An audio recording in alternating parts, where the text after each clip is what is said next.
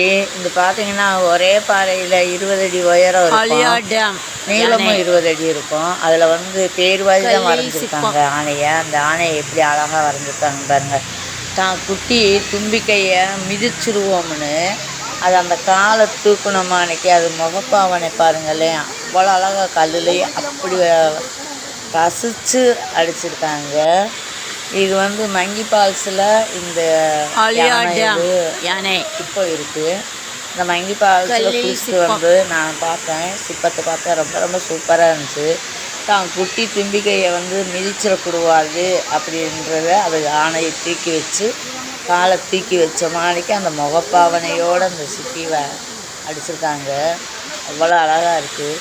சுற்றுலா போனால் சும்மா குளித்தோம் வந்தோம், அங்கே இருக்க சிற்பக்கலைகளை ரசித்து பிள்ளைகளுக்கு சொல்லிக் கொடுங்க.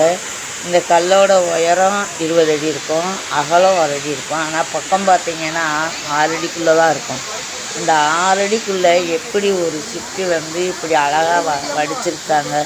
தான் குட்டியை வந்து எப்படி பாதுகாக்குது, அதோடைய பாதத்தை எப்படி தூக்கி காமிக்குது காலை அப்படின்றத நல்லா உன்னிப்பாக காமிச்சு தான் பிள்ளைகளுக்கும் இதை கற்றுக் கொடுங்க, சொல்லிக் கொடுங்க. சுற்றுலா போகையில் எல்லாத்தையும் நன்றி.